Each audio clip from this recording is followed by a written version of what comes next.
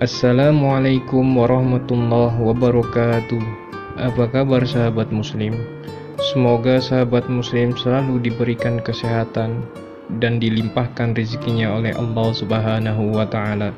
Amin amin ya Allah ya rabbal alamin. Kali ini kita akan menjelaskan tentang manaqib Rabi'ah al-Adawiyah.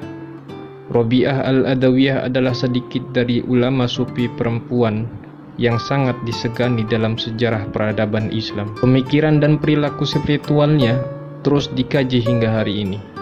Berbagai macam kisah hidupnya pun sudah banyak dikupas dan ditulis dalam banyak buku, termasuk soal ajaran cinta, mahabbah. Selain Jalaluddin Rumi, Rabi'ah al-Adawiyah adalah seorang sufi yang mengusung mazhab cinta. Cintanya kepada Allah begitu dalam dan kuat, sehingga ia tidak mampu mencintai yang lainnya karena cintanya hanya untuk Allah. Rabi'ah menyembah Allah dengan dasar cinta hub, bukan karena takut atau berharap roja dan khauf sebagaimana kebanyakan orang. Karena saking cintanya kepada Allah, Rabi'ah pernah berujar bahwa ia tidak mendambakan surga dan tidak takut kalau dimasukkan ke dalam neraka. Rabi'ah dikenal sebagai hamba yang sangat patuh dan taat kepada Allah. Bahkan setiap hembusan nafasnya selalu diiringi dengan zikir kepada Allah. Dalam urusan beribadah kepada Allah, ia adalah orang yang sangat istiqomah. Ketaatan yang begitu tinggi kepada Allah membuatnya dikenal sebagai waliullah. Memang ada ungkapan bahwa hanya wali Allah yang mengetahui wali Allah lainnya. La ya'riful wali illa wali.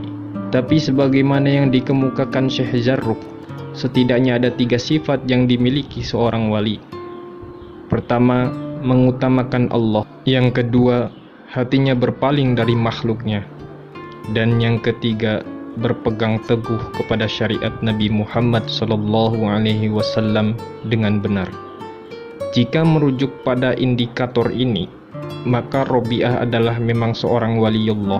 Selain ketiga tanda tersebut, seorang waliullah biasanya memiliki karomah. Dalam hal ini, Rabi'ah juga memiliki cerita dan kisah yang menggambarkan karomahnya.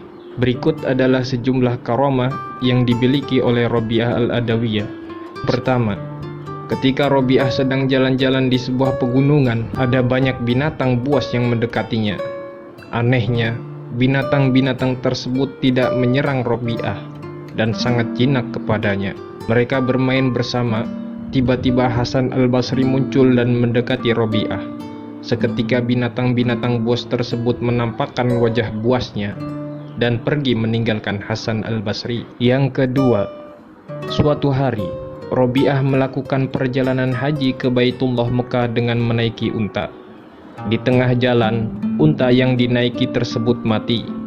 Langsung saja Rabi'ah berdoa kepada Allah. Tidak lama setelah itu, untanya hidup kembali. Rabi'ah pun melanjutkan perjalanan hingga sampai ke Baitullah dan pulang dengan menaiki unta yang sama. Ketiga, suatu malam ada 2 orang teman Rabi'ah yang datang ke rumahnya.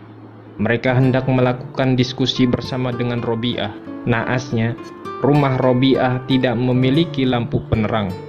Lalu Rabi'ah meniup ujung jari-jarinya hingga kemudian mengeluarkan cahaya yang terang dan menerangi seluruh rumahnya sepanjang malam. Dengan demikian, mereka bisa berdiskusi hingga pagi hari. Kisah keempat, suatu hari Hasan al-Basri mengajar Rabi'ah al-Adawiyah untuk sholat di atas air.